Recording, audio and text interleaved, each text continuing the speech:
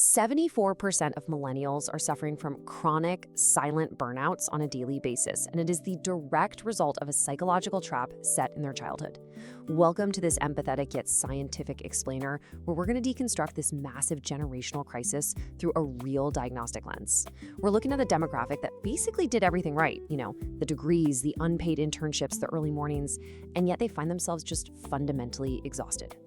I really want to emphasize that this isn't just some fleeting feeling of being a bit tired on a Friday. It's a chronic, daily reality for the vast majority of a generation. And hey, it's absolutely not a character flaw. It's actually a completely predictable psychological outcome of exactly how they were raised. We really have to validate this generational experience first if we want to truly understand the root cause. The stakes here are just incredibly high. Look, if we don't dismantle this toxic link between constant productivity and personal self-worth, we are going to face an unprecedented crisis of mental health and workplace attrition. We're talking about a generation that literally constitutes the largest segment of today's workforce. If they collapse, the whole system collapses with them. But think about it for a second. Why do modern conveniences, tools that were quite literally designed to save us time, leave us feeling more overwhelmed, not less?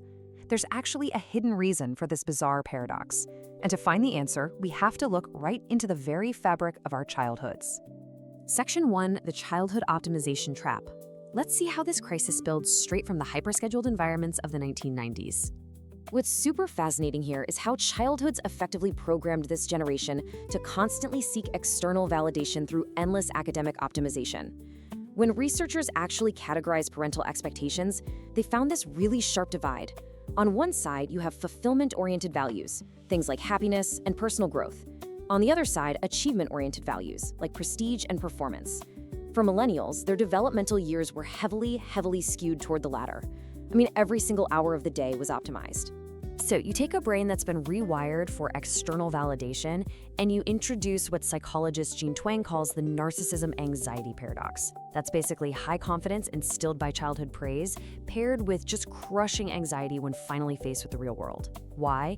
Because those psychological expectations violently clashed with a totally new economic reality. Millennials stepped out into an asset economy that was defined by stagnant real wages, gig economy precarity, and a world where a starter home suddenly costs as much as a small island. The traditional milestones of adulthood were just completely out of reach, no matter how hard they optimized. Section 2, the biology of chronic hustle. Let's pivot from sociology to the actual physical toll of chronic optimization. We're moving from the mind right into the body. This physical toll isn't just a vague feeling. It is actively driving massive workplace attrition that's directly linked to overwork. Just look at the data from Deloitte. 77% of millennials report experiencing burnout in their current role. And get this, a staggering 42% have actually left a job specifically because of it. That's huge. Burnout acts as a systemic disease. Researchers define this ongoing biological damage as allostatic load. Basically, when stress is acute, short-term, your body responds and then it recovers. But when that stressor becomes the baseline expectation of your daily life, when your very existence feels tied to endless productivity, your body's capacity to bounce back is completely eroded. Chronic hustle culture actually erodes your prefrontal cortex. That's the part of your brain responsible for complex decision-making. Over time, we don't just see high stress hormones, we see a blunted cortisol response. That means your system is so exhausted it just stops responding normally. We see reduced brain-derived neurotrophic factor, or BDNF, which limits your brain's ability to learn and adapt. And we even see lowered vagus nerve tone, which destroys your cardiovascular heart rate variability. So actually, scratch that. You aren't just tired, you are biologically wearing out. Section 3, the cost of digital connectivity. Remember that paradox we mentioned earlier about modern conveniences?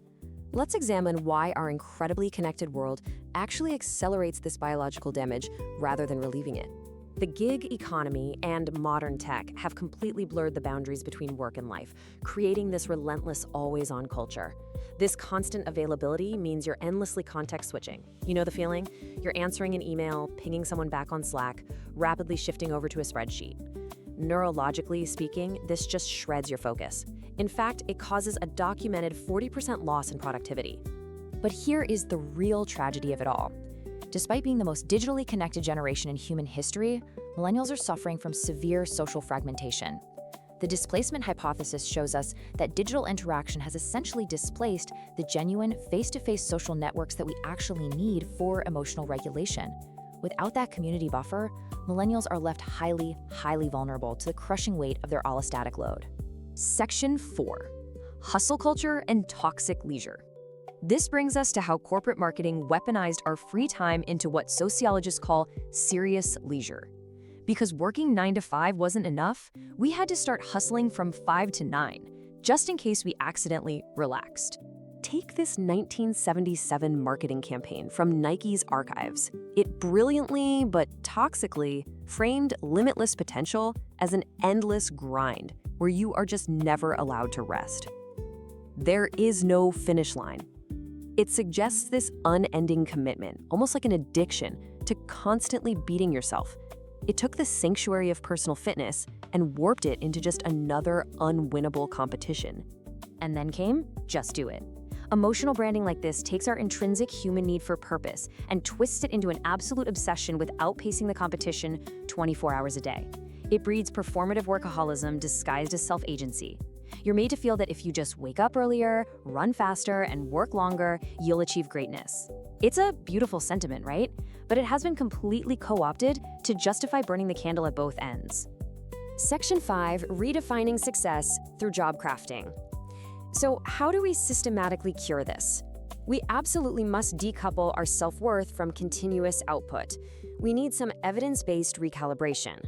We can actually mitigate this epidemic through a process called job crafting. This is really about giving individuals the agency to redesign their own work. Step 1 is cognitive reframing, rejecting the internalized lie that busyness equals virtue. From there, it's about setting firm task and relational boundaries. It means deciding what your actual responsibilities are and just unapologetically turning off those notifications when the workday is done. The data completely backs this up. Setting boundaries isn't laziness. It's an evidence-based recalibration that actually improves performance. Rested teams outperform grinders by 20 to 40%. I'm gonna say that again because it's so important. Rested teams perform better. Strategic minimalism optimizes your physical and mental energy. When your vagus nerve tone is strong and your prefrontal cortex is rested, you literally do better work in fewer hours. I'll leave you with this thought to chew on.